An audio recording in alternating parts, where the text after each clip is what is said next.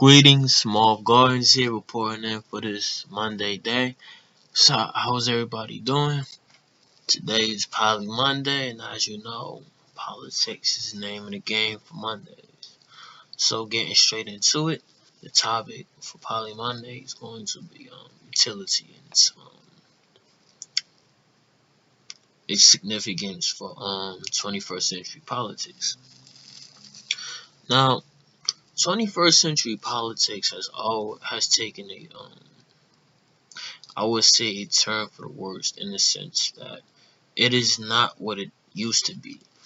Usually, back in the day, it used to be people was able to complain and the government would jump to it. Nowadays, people complain and the government gets to it eventually.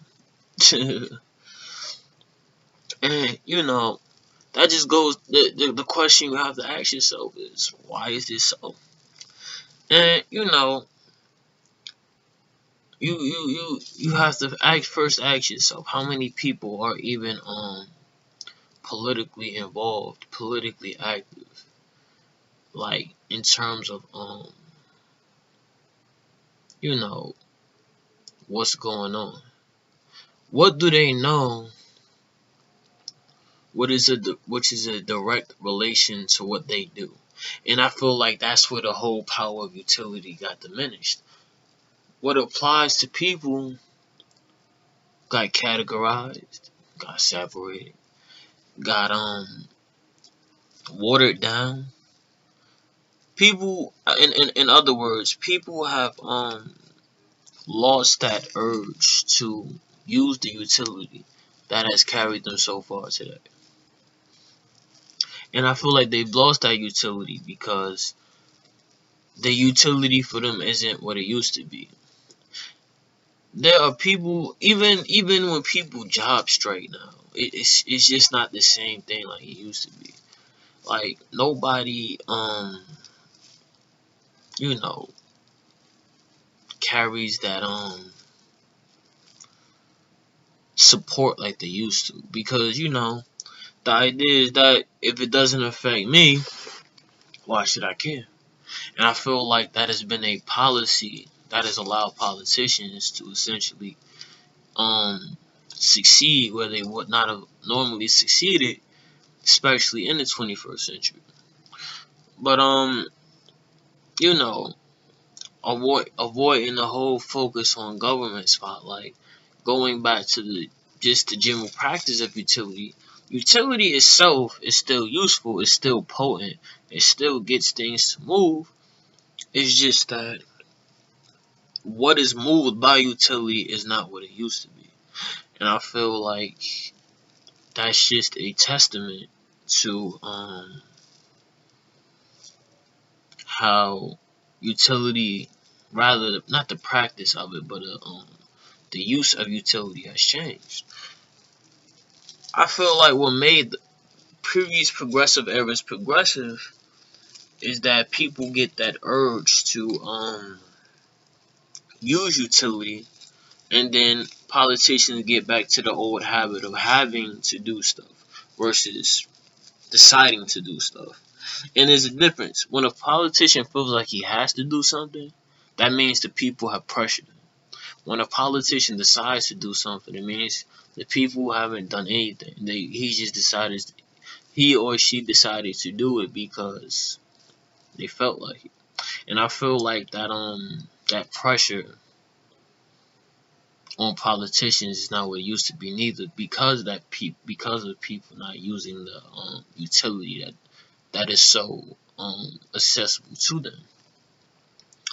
But on a smaller level, utility is often a effective means of in other words, catching society up. Like when a lot of people know something, a small amount of people don't, it can always make that difference very significant. It can essentially it's like adult peer pressure basically. Like, okay, going back to the 20th century, at first it started with cars. People didn't really care about cars until enough people started driving. Then it started moving into appliances. People didn't care about appliances till everybody started using them. Till they started making commercials, you know. Oh, are you tired of yada yada yada? And then now it looks cool. Consumerism. Nobody cared about consumerism until consumerism became popular. Until ads started making money. Until commercials started making money. Until commercials started getting people to notice stuff, and that evolved, and you know it all revolved around some form of people seeing somebody else do something and now they want to do it. But the reason why you call it adult peer pressure is because it wasn't like people doing dumb stuff. It was like people saying, "Oh, I never thought of that before. I'll try it out." Um, I feel like teen peer pressure isn't what it used to be, or at least how it was characterized to be, because usually the teen peer pressure nowadays is to not get in trouble. And this is different from what used to be talked about, because teens definitely, teens are always going to peer pressure each other. But what I talked about earlier in pop culture about, fads and stuff, I feel like because we're not in a fad where bad teen peer pressure is popular, that explains why teen peer pressure hasn't been as harmful as it usually is.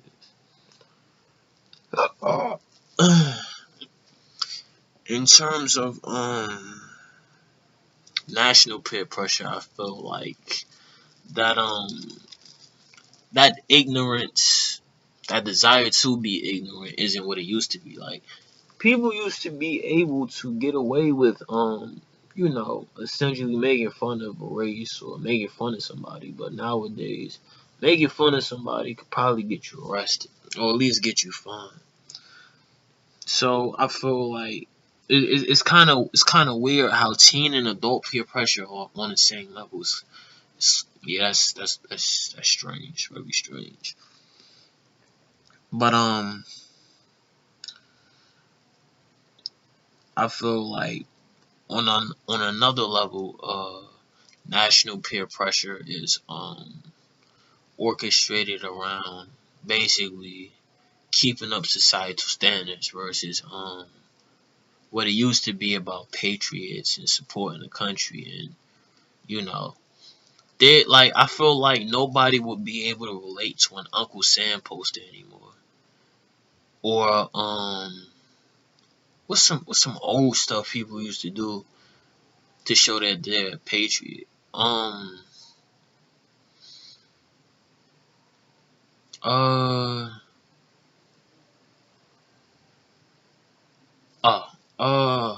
People don't really wear the flag like they used to. Like um there used to be a pledge of allegiance that was just little demonstrations to show your patriot side, and I feel like those aren't what they used to be because they got replaced for just people checking to make sure that everybody's on the same page nowadays. Um, on a lower level, we're descending here. Um, Males are peer pressured to be essentially what I would say betrothed to females. And I say betrothed as a emphasis on the emphasis of how you are, your relationship to females. And the reason why I'm calling it betrothed is because society has, well, not society, males have been expected to show excessive levels of courtesy to females, especially to females that you don't even know. Like, it's insane. What that means for chivalry, I'll never say. But that's just another just the power of utility. Like utility, I feel like utility is the most underestimated power because you can be going about your day one day, and then next thing you know, everything is changing around you. It's like going from uh, a town to a city, or city to a metropolitan area, which there's a difference. You can make any town a city, but there will only be a certain amount of New Yorks in the world. um, utility for females is, I feel like it's always been constant. Um, which is weird too because females tend to react against the societal standards in their own ways. But I feel like despite attempts, females are they're pretty much the same old, same old. Um, the utility for old people is there, but I feel like it's on the back burner because um there used to be talks about retirement age and the you know old people in general, their future and stuff. But I feel like it's just one of those topics society has to get back to because nobody knows what to do about that. Um,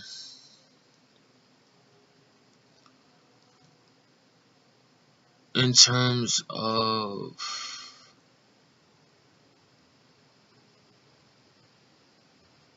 utility with other countries, I feel like America is still on top in terms of utility with other countries because you know people still come to America. Like I can always tell when there's a person that's not from America, and you can check this every week. You just got to go to the right places. But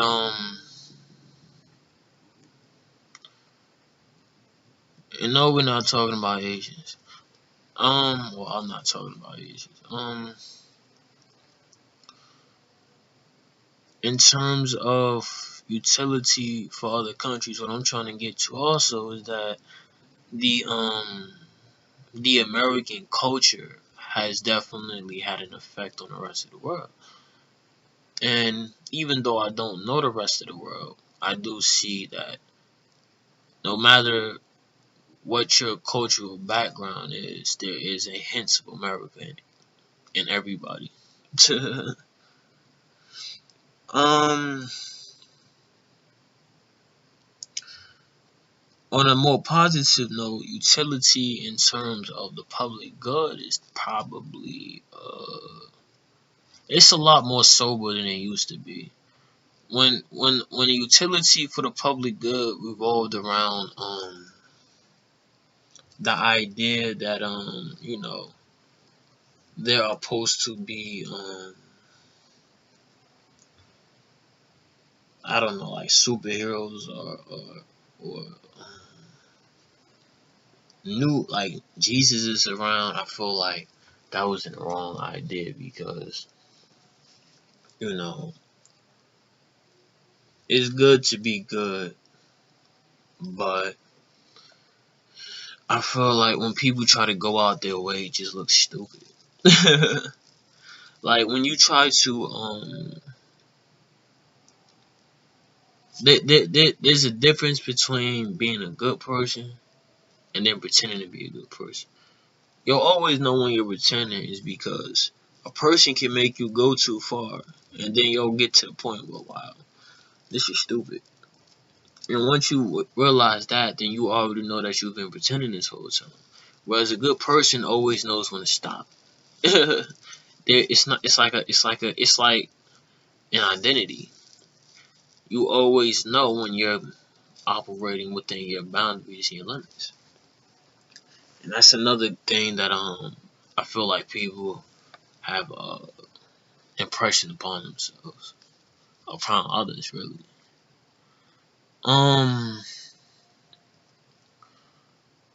utility for utility for education is taking leaps and bounds, kind of, sort of, because there will always be a huge gap between high school and further education, and I feel like that's it's like hit or miss basically. And the reason why I say it's hit or miss because you got kids that's growing up in an age where you know the utility is moving towards um what you can do versus what you can do. People, what I'm trying to say with that is that kids are growing up with the identity that they're looking for a job versus looking for a skill. And I feel like that's where a lot of people mess up at, because a job will only satisfy you as far as you feel comfortable with the job. And I feel like that's another thing. That's where kids mess up at. Your comfortability is the most important determiner of your job's usefulness to you. If you're not comfortable at all times, you're in the wrong place. And most people talk about comfortability as work environment, or they talk about comfortability as how good you are at your job. It's not that. Your job becomes a skill when it is able to capture your attention, and you don't have extra attention to apply. Like, what that means is, if your job can take your attention, keep you focused throughout the day, then you're in the right place. If you sitting here thinking about yada yada yada, this that, I need to look for another job, or I need to do this, I need to do that.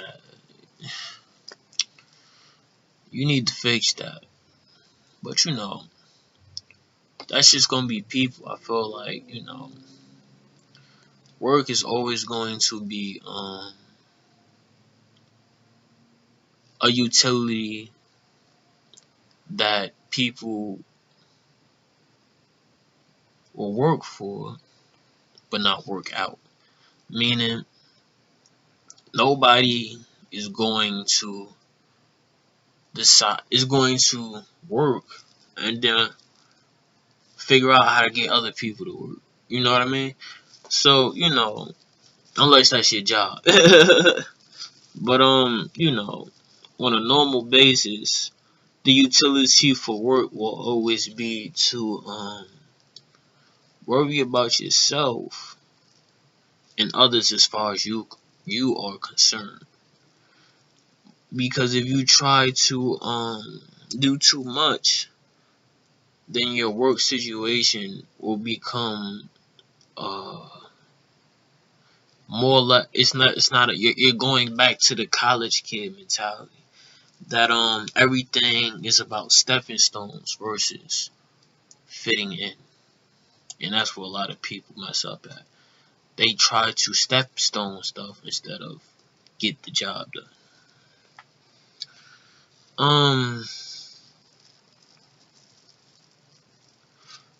What else? Utility in terms of politicians in general.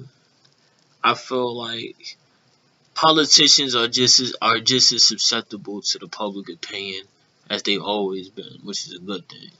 Because if a politician could get away with just being a terrible person and nobody could do anything about it or say anything about it, then the world would be in a bad place right now, in my opinion. Because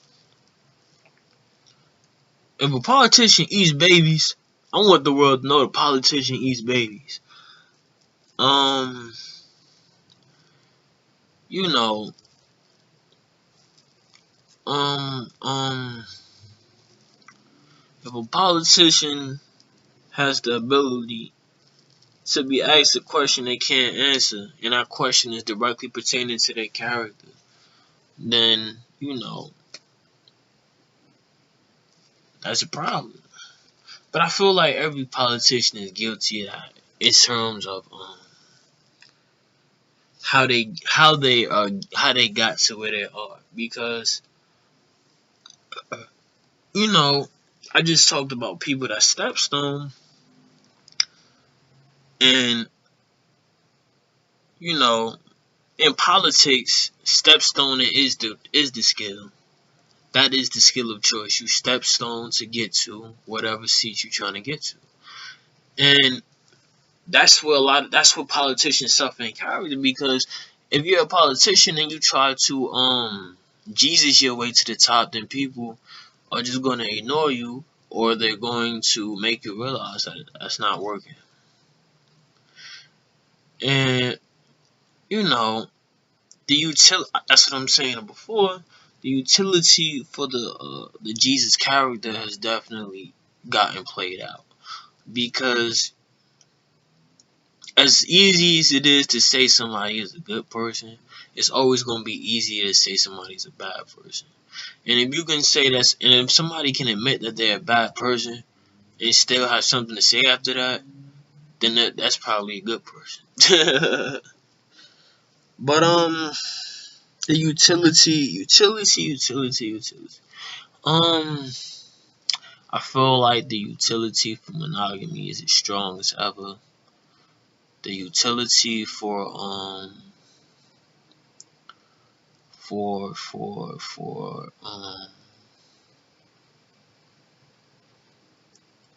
I feel like the utility for open-minded thinking is still, we're not in the right place. This is still a fundamentalist utility, in the sense that new things are happening, but they're happening with old habits. So, that's going to be hard for the youth to deal with, because as a youth, the more new things you are exposed to, the more you are tempted to move towards trying to make these new things yourself. So,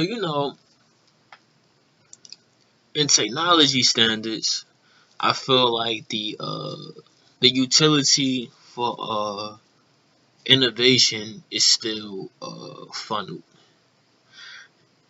And the reason why that's a good analogy is because there will always be youth that are ready to step up to lead the technology. Like that's what we're heading towards now. They said that the industrial revolution was a technological revolution. I disagree. The technological revolution started in the 20th century, and then it ended by the time we got to the 21st century. We're moving towards another technological revolution, and the utility for that is very strong. That's the good news. The bad news is there's a lot of old people that have their own ideas of what the technological revolution is going to be. So we're going to have to sort that out.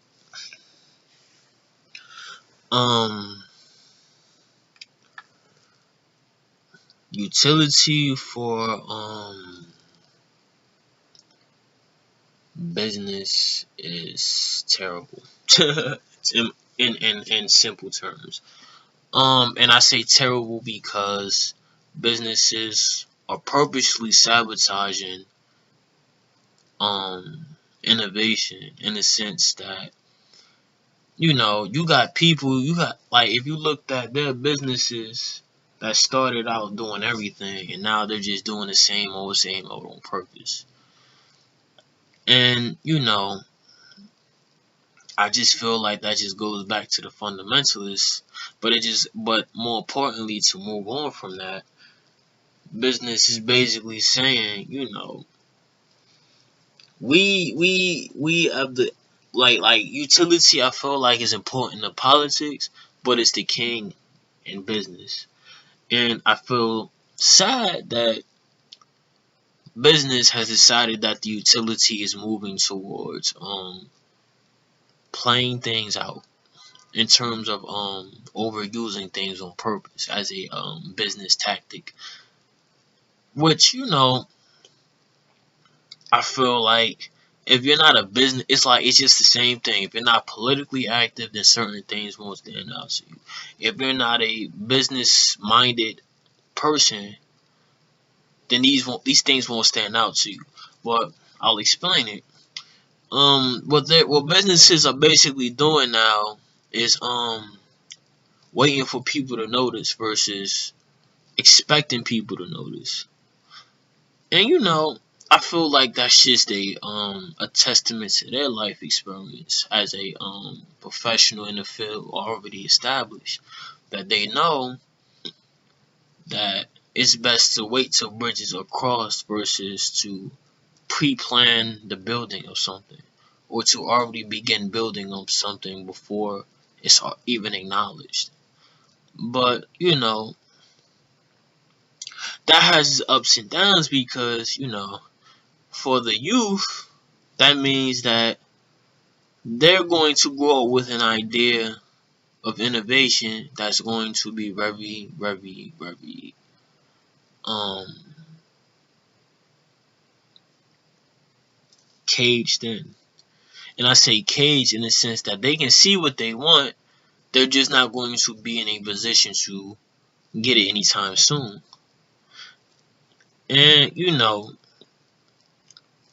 business has a tendency of showing wisdom that we don't understand. But the problem is, as a youth, you don't want to wait for the old people to reveal their plan. You want the old people to reveal their plan so you can sit back and calm down. But I feel like that's just the tactic of it, to make the youth get so antsy that when they finally do get loose into a business that's looking for new stuff, they just go crazy. And I feel like that's for the youth, because what I was talking about, a skill versus a job. Time is used as a filter, and that's always been a good utility for the old people have used, to take time as a filter to squeeze out all of the what you would call the the short-lived elements, in the sense that people who feel like they already got it made in their heads most likely probably won't if they can't wait for what they deem as success to happen. And this doesn't just apply to business. I feel like this applies to people in general, because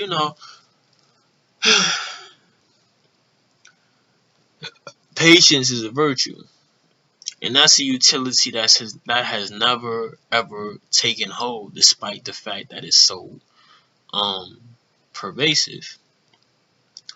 Patience is a virtue, and people don't realize it until, excuse the wrong, it hurts you. And you know, that's just a life experience that splits utility in half. Because waiting for something will never teach you what not waiting for something does. But as a person who looks at utility as a means for an end, I can't say which one is the best, because there are times that I will contradict myself on both of these points. So,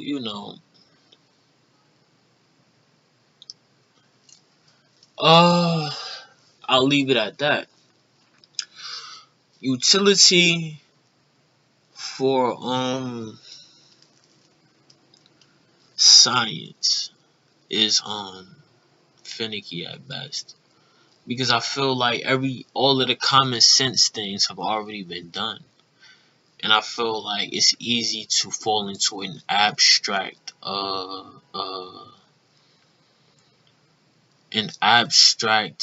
what you would call, not to be ironic, an abstract dark hole, in that people tend to be sucked into ideas and concepts versus what is really needed right now. Because I feel like once you get into the sciences, the utility gets so distorted, it gets so watered down, it gets so impacted by uh the utility for what you would call societal standard, that people don't even get the breathing room they need to do their own studies. And this applies to everything: chemistry, physics, biology, whatever. And you know, as a person who appreciates these sciences, I feel like that explains why most people sound like physicists nowadays versus um chemists. And that what that is saying is that physicists, like, as a sciencey nerdy joke, physicists are what you would call the dreamers of the world, because they can throw concepts at you that just sound utterly ridiculous, like antimatter, or dark holes, or quantum physics, like just things that will make you, chuckle to yourself a little bit. And it makes you chuckle, not because you think that what they think is stupid, or that you think that they don't know what they're talking about. Is that it has no relation to the real world. And the reason why is because all the imaginary things that people wanted are already here. Communication alone has already broken every barrier that people faced before the 20th century started. Um, Factories, mass producing things, have already broken the barriers that most people have faced before the 20th century started. Manufacturing in general has taken a turn for the betterment of mankind. To put this into perspective, the utility for science in general is down. Like, I want you to think of utility as stock, right? And that stock goes up or down depending on what company, in terms of company, we talking about idea, is trying to get past. And science, the need for science stock to rise isn't there. People are, being satisfied by already current sciences. And to put that in perspective, refrigeration alone has made life immeasurably comfortable. Having access to electricity has made life immeasurably uncomfortable. Immeasurably comfortable. Having access to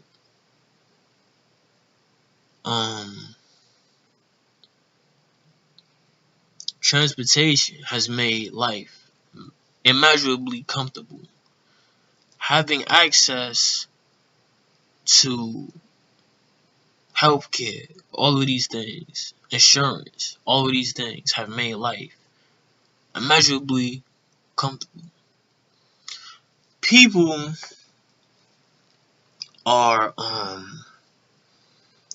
not in that dire strait of need that they used to be in before all of this technology stuff started coming out. So, I feel like if you told somebody you wanted to be a chemist or a physicist, or you can get away with biology because of doctors and nurses. So we'll put that one to the side. But if you wanted to basically contribute to the artificial market, and I say artificial market in the sense that of making a product that uses current phenomena to make life better, people wouldn't, they would think you should sound like a college kid. Like, you just sound like you don't know what you really want to do, so you'll just take the dream and hope it works. But that's just the utility of the day. That inventions aren't inventions anymore. The world isn't sitting back in amazement or awe or expectation for what it used to sit back in awe and expectation for. People see planes fly, nobody cares anymore. People see people see people use machines to build buildings. Nobody cares anymore. People see people use machines to work on people, like prosthetics and stuff. Nobody really cares. And the idea behind it is because these aren't essential things. These don't appeal to the bare minimum of what a person needs. And that just, it's not that people are apathetic. It's just that people are aware of what they need. And if they needed something, the invention will probably already be there. It just needs to be updated. So, utility is so important in today because it explains why the world is shaped the way it is. It explains why the world is run the way it is. It explains why things happen the way they do. And this may have always been the case for utility. Utility has always been a driving force for people. It's just that you would never think of utility as an impeding force, and that's where a lot of things in the world gets pushed to the side. Like, nobody is concerned with settling anymore in terms of the idea that there is new land to be explored. That's not nobody is signing up to work for NASA to make a moon city. Nobody is signing up for NASA to be the first to man a space, what you would call a space exploration. Nobody is signing up to investigate the architecture of an underworld city, underwater city. Nobody is signing up to investigate the working of an air city, a city that literally floats in the air. Like, all of these things that just sound like they just sound like you just got them from a child's game, or a child's book, or some sort of imagination that is akin to unicorns, dragons, magic, goblins, witches. You know what I mean? And I feel like that is the utility of the politics of the day. That as much as people will move towards things, they will also move away from others. And I feel like to put this in more into perspective, people are definitely moving towards um people to people interaction in terms of the world is in an awkward phase right now in terms of socializing. And I say that because people are becoming more and more aware that they know more people than they admit. And laws on essentially having personal information is to safeguard this informal familiarity. But essentially, people are going to be so involved in other people's lives that the idea of the neighbor will take a new definition. The idea of the passerby will no longer have the significance that it used to. And this is a more positive utility that people are becoming, in a sense, a manual internet.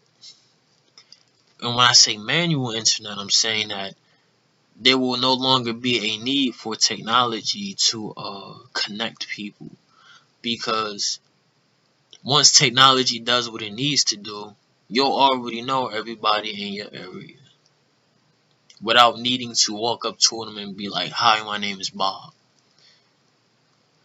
And you know, that's probably why nobody's amazed by science anymore, because they realize that once you remove that mysterious element from people, that idea that there are people in the world that you'll never know about,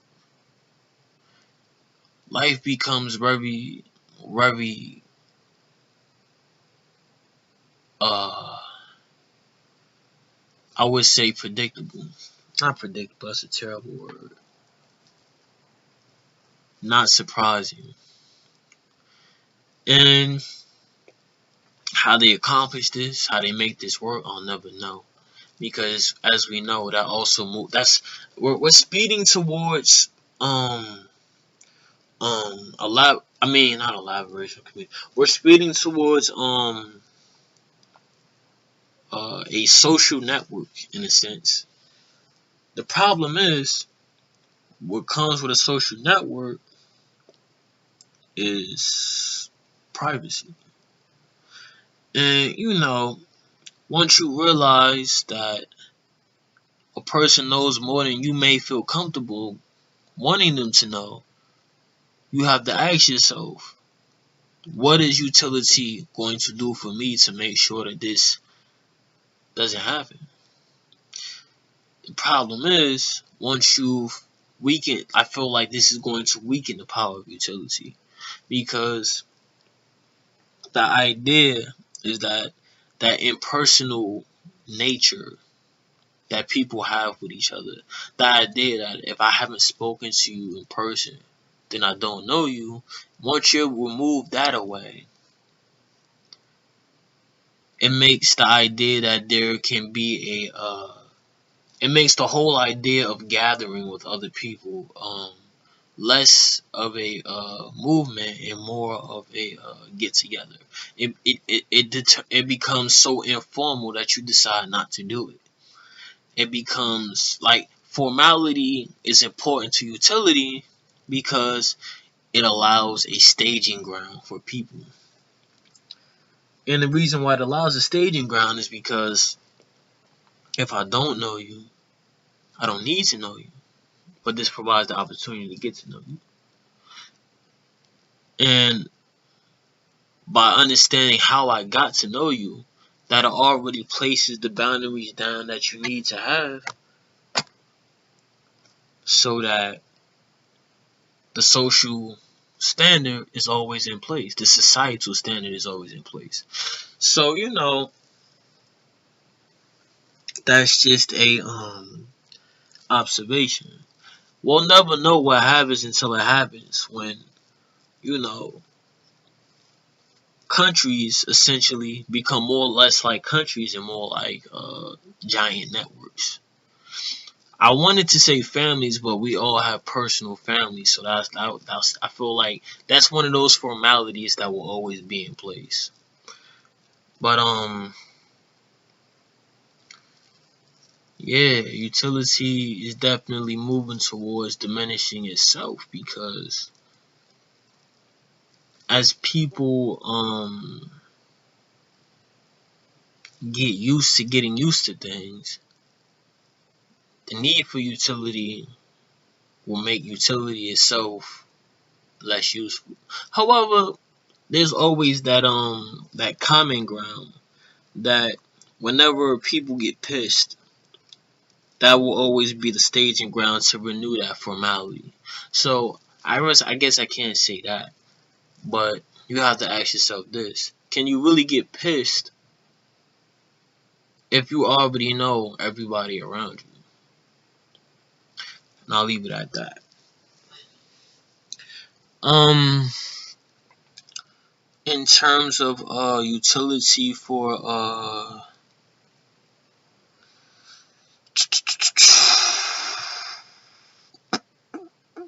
mythology, I feel like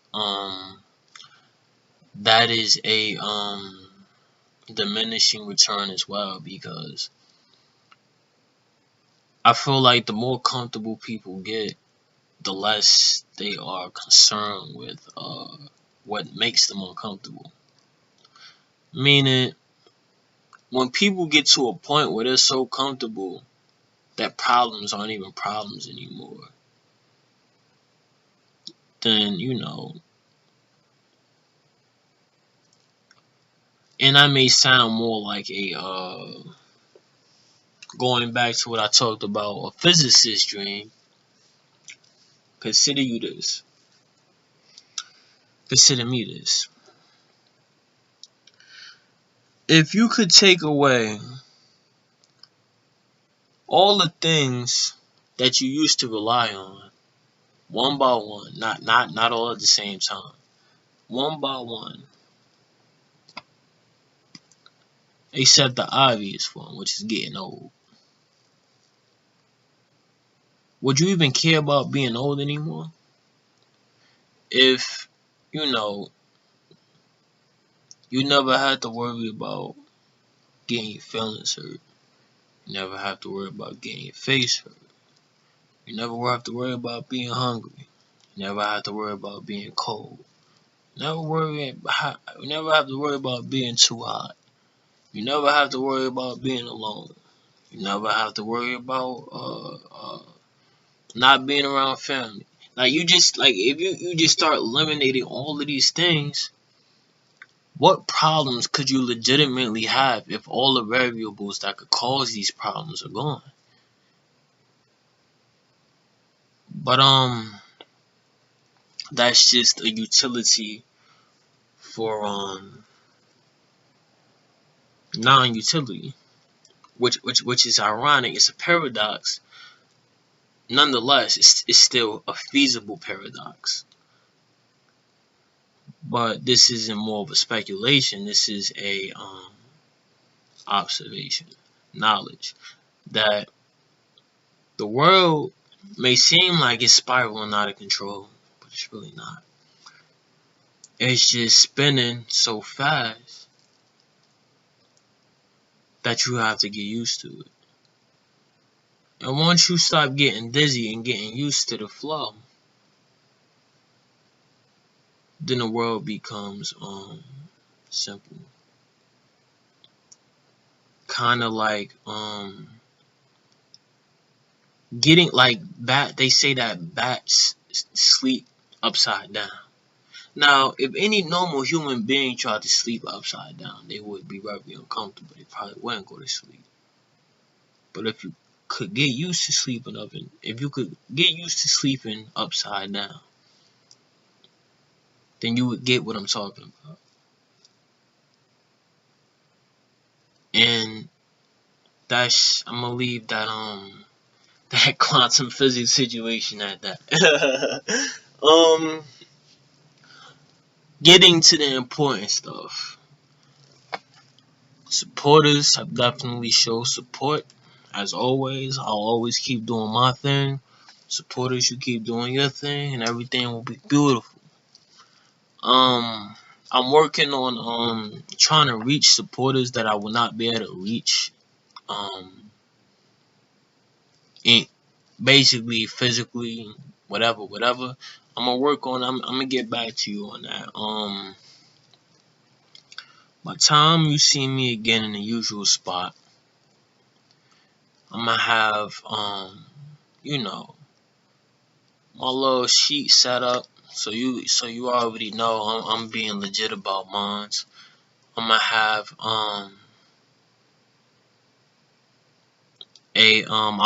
I might get real creative with it and start making out cutout boards and all this other stuff. I'm gonna see about that. That's a little extra. Um, I really want to start beginning on my second hour. I shouldn't have told you this early, but that's I'm my goal right now. I'm gonna really be knocking this stuff out like back to back to back to back. I'm trying to get to 8 hours a day. And the reason why I want to get to 8 hours a day is because that's going to speed up the product that I'm selling.